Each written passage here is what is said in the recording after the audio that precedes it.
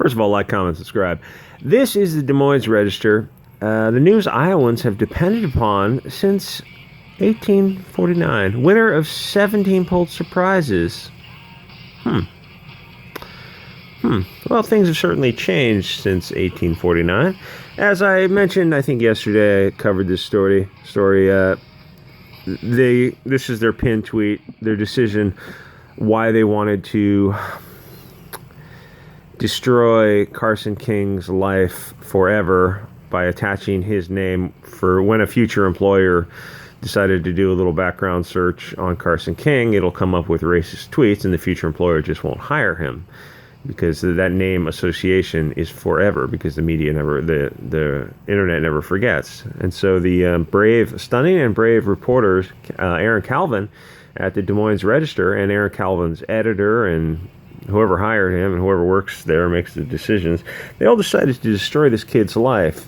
Now, keep in mind, this kid allegedly made some edgy jokes when he was 16. He reposted Tosh.0's whatever kind of humor.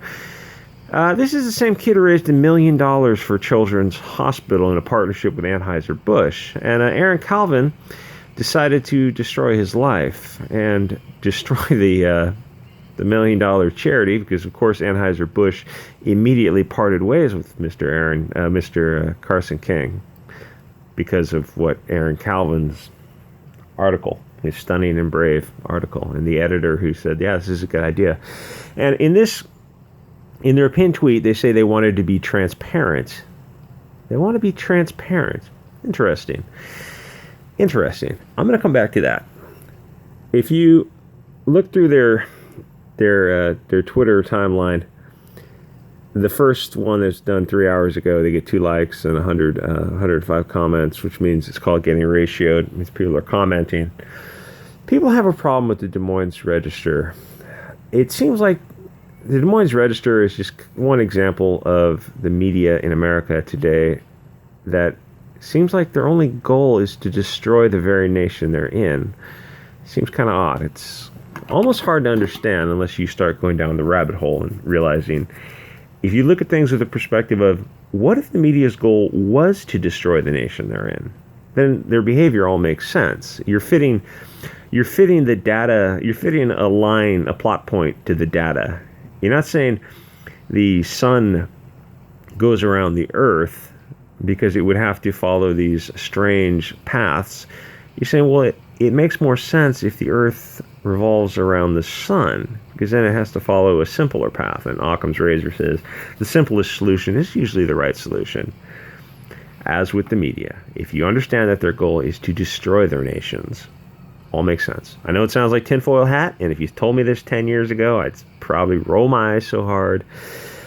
But 6 months on social media, 6 months on Twitter, and if you follow, you want to know you want to take the red pill, spend 3 months on Twitter, follow CNN, MSNBC, follow them, and then follow the individual reporters, and then follow the people behind the scenes. They all have public Twitter accounts. Follow the people in media. Follow the so-called intellectuals, though they have PhDs in feminism and critical feminist vagina theory. Follow all these people, these writers, these free thinkers. They're all hard left, and they all have several things in common. They're all globalists. They're all open borders. Their goal is to destroy Europe, destroy the West, destroy America and Canada. It sounds crazy. I swear, if you told me this, I would say you're crazy 3 months ago, but 3 months on Twitter will teach you about them. Their very own words. They will be hung by their own tweets. Anyway, all these, the recent posts, they're just getting brutally ratioed, because this is like the Covington Catholic kids all over again. It's, you see a white kid, a beautiful white kid, a beautiful European American, raises $1 million for charity. A good kid, or a Catholic kid, because they also hate Christianity. Every time they see the cross, they just get incandescent rage from seeing a cross. Covington Catholic kids, a lying, drunk Indian who lied about his Vietnam service, assaulted children, and the media wanted them dead. Anyway, some some news story. Who cares? How's the investigation going? Well, I'm adding to the ratio. I'm going to make a comment that please donate to the children's hospital that your reporter, Aaron Calvin, destroyed. Did the data leak also show what date Aaron will be fired? Aaron Calvin.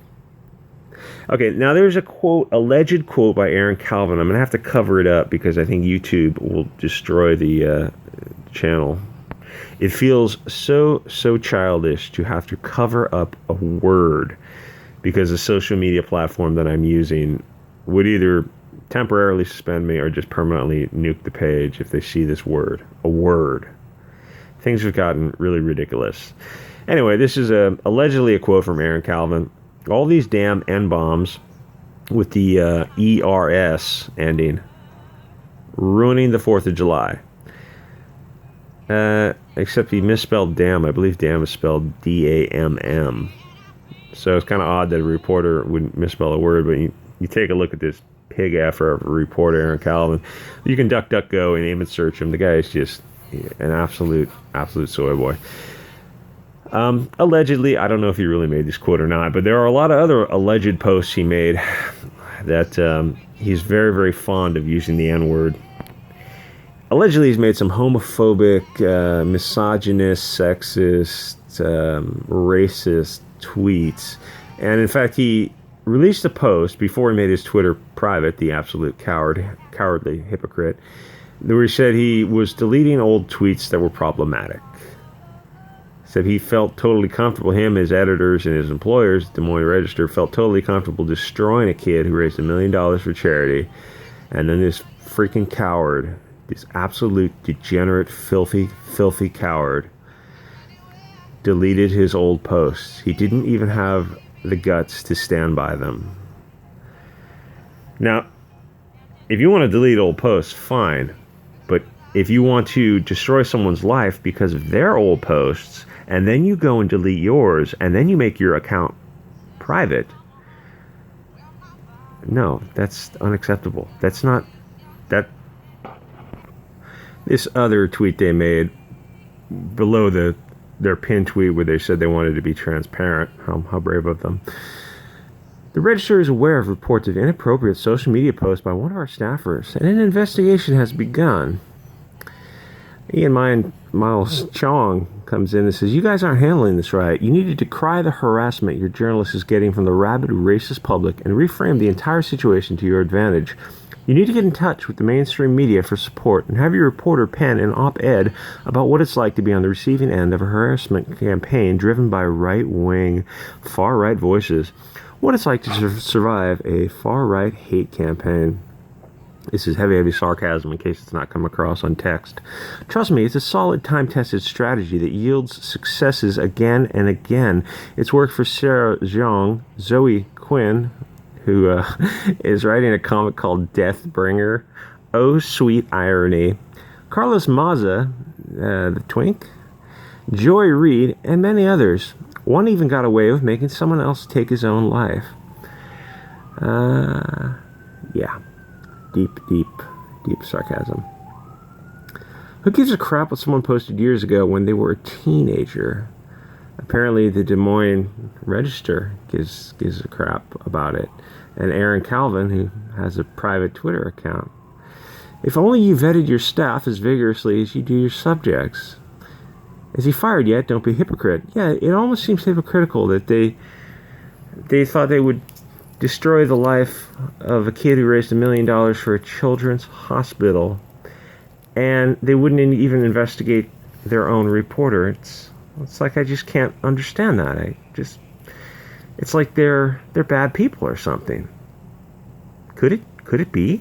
Could the media, could the lying press actually be the enemy of the people? Yes, of course they are. 95% of them. Next time, let a feel-good story stand on its own instead of ruining everything. It's a feel-good story. The kid raised $1 million for charity. Aaron Calvin and the Des Moines Register couldn't have that. Couldn't have a white kid doing something good. You can't. The media will not allow the narrative of a white kid doing something good. Guess who gives to charity in America? The people of European descent give to charity. And you all know who gives to charity more? What political party gives to charity in America? Who volunteers their time and effort at food banks and churches and all that kind of stuff? The Republicans do. The conservatives do. They donate money. They donate time. They donate of themselves. What do the Democrats do? The people on the left, this is a thing with people on the left in general, is they want taxpayers to pay for things, but they don't actually want to do it themselves or donate themselves. People on the right will actually just go help people. Anyway, if this enraged you, then join the club because it enraged me too. Anyway, like, comment, subscribe. I'll see you guys all next episode.